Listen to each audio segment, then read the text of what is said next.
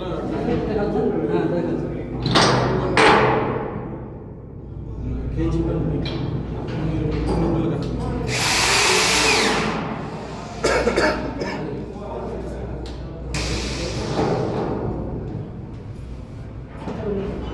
कुठे नाही झालंय, नाही झालं हे स्टॉप झालं. हे इथं लगेच लागले सपोर्ट यायला लगेच भेटेल, लगेच बंद होईल.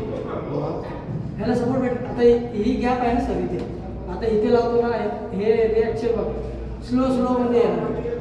आता दाखवतो बघा,